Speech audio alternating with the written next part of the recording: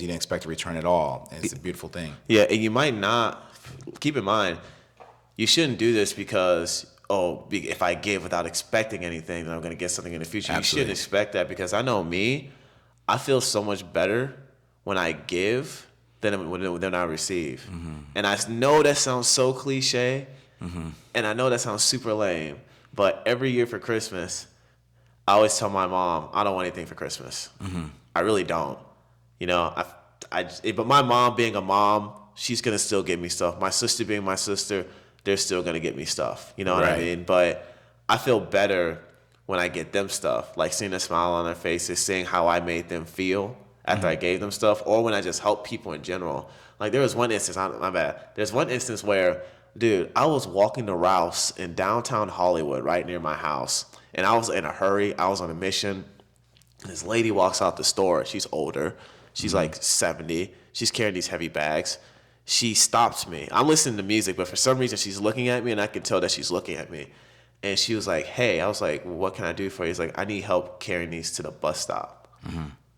And I was like, he's like, you want me to help you? She's like, please. So, I carried her back to the bus stop, which was like right across the busy Hollywood intersection. And by the way, my mom's going to kill me for this. We didn't go across the crosswalk. She wanted to go straight into the middle of the street and just walk when it was clear. So I tried to get her to go to the crosswalk, but she's like, no, let's go this way. So I helped her with her bags, and then I waited for her at the bus station. Right. And she told me about her life story and everything. She talked and just told me that what she did in Hollywood and just gave me some really great wisdom and advice. And once the bus came, got her stuff on the bus, and I went on my way. You know what? I lost about an hour and a half, and I was in a hurry because I had to go do something. I can't remember what it was, but I just know it was super important. But I just said, you know what? This person needs my help, and guaranteed, when we were talking, I was not trying to rush the conversation or anything. I wasn't trying to rush across the street. Like I said, I just helped her with her bags, and that was one of the best feelings I ever had. Especially moving out here in Hollywood where you don't really see that type of compassion from people. You know what I mean? Yeah, yeah. I'm sure it meant a lot more to her than than you can even fathom. Just rotate your mic a little bit. Oh, yeah. It was the great part about all of this is, so I wanted to use the example of Adam Sandler. I was listening to Adam Sandler speak the other night, and it was a conversation between him and Brad Pitt. A conversation you don't expect to happen, but it happens. And as they're speaking, Brad Pitt was talking about how the whole industry in the world knows Adam Sandler to be generous, Adam Sandler to be a good, loyal friend to all of his people, and Adam Sandler to be someone with, someone who's honorable. And guys, this is not about money. It's not about earnings or anything like that. But let's go ahead and talk about this guy who's known as one of the most generous people in Hollywood. He's made a lot of you guys laugh, but he's also loved dearly by people who, when he's not even on the screen. And now you can go look at Adam Sandler's net worth. He's like worth maybe $500 million, 420 million, somewhere around there. And he's not hurting. That's the one I'm trying to get at. It's not about his money. He's not hurting. And his recent roles have been really, really good. Oh, man. Yeah, that's what they're talking about. They're talking about the conversation is about Once Upon a Time in Hollywood for Brad Pitt, and it's about Uncut Gems for Adam Sandler. And Adam Sandler mentioned, both of them agreed that Lakeith Stanfield is a beast. They said that working across from him, that kid is a professional. So had to drop a little bit of a Black Hollywood, drop some Black Hollywood names on you. But generosity, whether you're Adam Sandler, whether you're Oprah and all of her years of her philanthropy, whether you're Tyler Perry, who's bought everyone's groceries in a supermarket in Atlanta at one point. It was just amazing. These people have given so much. What about Mr. Beast? He's another YouTuber. This man's saving lives. It's a thing, guys. What a guy. I'll tell you this, so people act like you cannot give, but you got to keep in mind, I don't know what Martin Luther King's salary was because it doesn't matter. It was about his service and how much he's given. And I know one thing about me in this life, and I hope the same is for you, is, there's days I wake up and I feel, I don't feel 100%, I don't feel great, but I want to give, I want to serve. And anytime that Josh can attest to this, anytime we talk about a new business venture, I mention service. I harp on service. It's all about serving. I don't even talk about anything else but the service portion of it because I know how that equation works. Yeah. Even my acting teacher talks about in an acting scene, your job is to serve the other actor.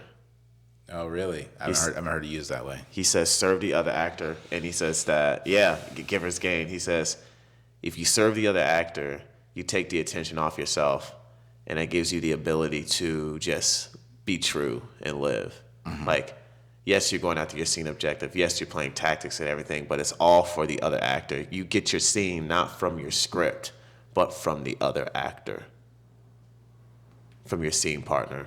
And that's one of the best advices I've ever gotten. That's great advice. It's new for me. I was listening to a talk show. They were interviewing Jonathan Majors. Jonathan Majors is everywhere. Another Black Hollywood name dropped. I do that every once in a while because I want their names to ring true, and I want you guys to go check their work out. They're doing amazing work. And it needs to be celebrated. So with Jonathan Majors, he's doing an interview, and I cannot remember this interview host, and it's going to bother me so much. He deserves all the recognition. But I read it's a new interview host I'm not too familiar with, and I ended up reading the comments about Jonathan Majors' conversation on there, and all the comments were about the interview host and how he completely turned and faced Jonathan Majors the whole time. So he's behind a desk, just like a Jimmy Kimmel or anybody else. Yeah. But the whole time, he made sure to turn his chair, rotate it, where the camera's only in the side of his head. And he sat there and talked to Jonathan throughout everything that Jonathan was sharing. Jonathan's leaning forward, looking forward, as you would in most talk shows, because for spectators' sake. But everyone's comments like, this guy is really there listening to you. And it's like, even the world just registers when somebody, not only is it important to take interest in somebody, the world recognizes when you're taking interest in somebody. Mm-hmm. And you'll go a lot farther doing that than trying to get people interested in you.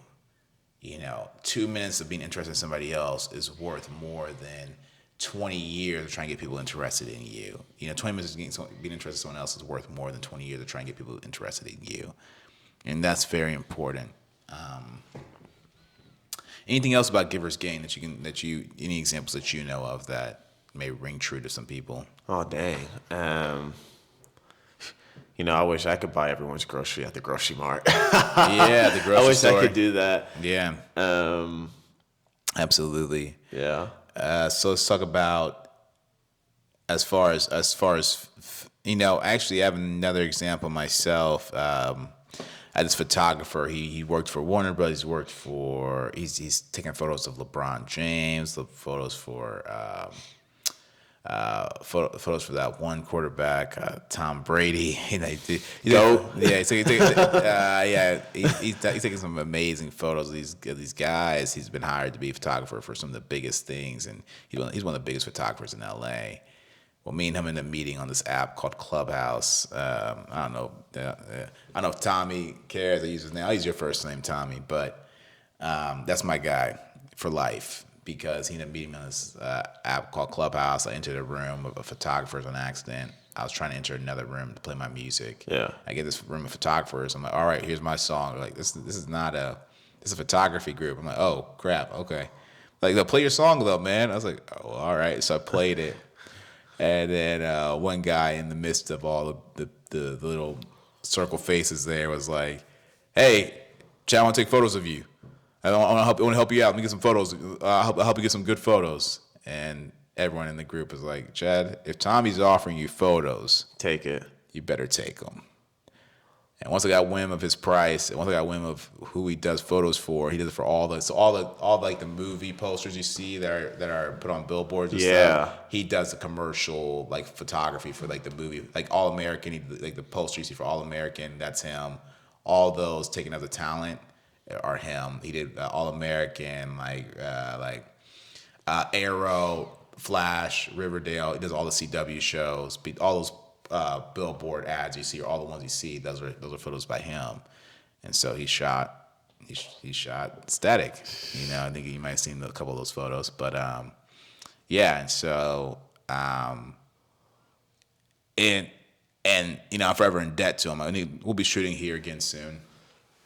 I don't go too much into what's in the pipeline, but I'm forever in debt to him, and he's a dear friend of mine, and whatever he needs, he knows I got him. The key to this is not to be the guy like me who's receiving it. The key to this is to be like Tommy, to be like him. Pay it forward, man. Pay it forward. Be the one to give without anything and expect anything in return, and do that until the clock runs up, guys. This life will be very fruitful for you. And anytime I try to be selfish, that's when I get messed up the most, man. Yeah. That's when I get messed up the most. So take care of you guys. Take care of yourselves. What are we looking at on time?